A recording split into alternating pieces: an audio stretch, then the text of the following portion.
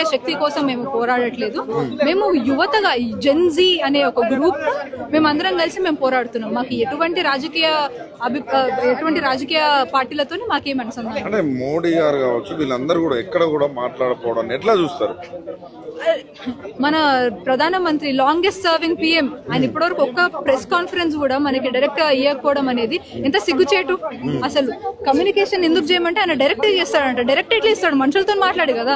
ఆయన వచ్చినప్పుడల్లా ఒక సినిమా సెట్ వేసినట్టు వేస్తారు. ఆయన ఒక షాప్ కి పోతే సెట్ పెట్టినట్టు పెడతారు. తమిళనాడుకి రాగానే ఫౌండేషన్ కలర్ మారిపోతుంది. ఇట్లా నటనలు చేసుకుంటూ ఉండే ప్రధానమంత్రి ఆయన మాట్లాడకుండా ఉంటేనే మాకు కొత్తగా ఏం అనిపించట్లేదు. ఎప్పుడు చేసే పని ఎలానే ఉంది.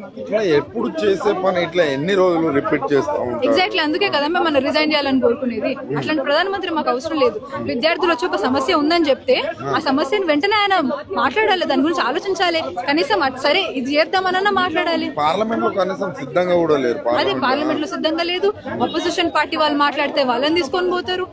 ఎవరైనా పవర్ లో ఉన్న వాళ్ళు మాట్లాడితే వాళ్ళని అణచివేయడం చేస్తారు. ఇన్ఫ్లుయెన్సర్స్ ఎవరైనా మాట్లాడితే వాళ్ళ పేజీలను బ్యాన్ చేస్తుంటారు. ఇదే నా ప్రజాస్వామ్యం అంటే. కొన్ని సోషల్ మీడియా పేజెస్ కూడా బ్యాన్ చేద్దాం అనుకుంటున్నారు. టెలిగ్రామ్ వాటిపైన ఏం చెప్తారు? ప్రజలు సోషల్ మీడియా ఇప్పుడు ఒక చాలా పవర్ఫుల్ వెపన్. సోషల్ మీడియా కావచ్చు, న్యూస్ ఛానల్స్ కావచ్చు, అదొక పవర్ఫుల్ వెపన్ మాకు. దాన్ని కూడా మీరు అరికట్టాలని చూస్తున్నారంటే మీరు మా నోర్లను నొక్కేయాలని ప్రయత్నం చేస్తున్నారు.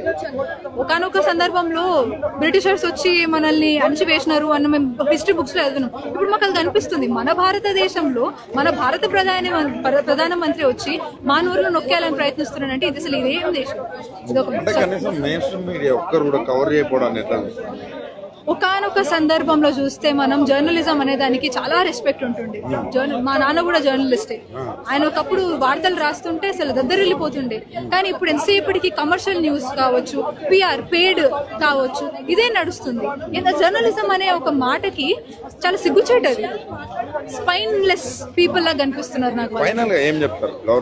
చాలా సింపుల్ డిమాండ్ అండి. యూత్ అందరం ఇంతమంది కలిసి వచ్చినామంటే చాలా పెద్ద విషయం అని గవర్నమెంట్ గుర్తించాలి. మాకున్న ఏకైక డిమాండ్ మా ఎడ్యుకేషన్ అనేది మా రైట్. దాన్ని మేము ముందుకు తీసుకుపోవాలనుకుంటున్నాం. మేము చదువుకోవాలనుకుంటున్నాం. దానికి మీరు సహకరించాలి.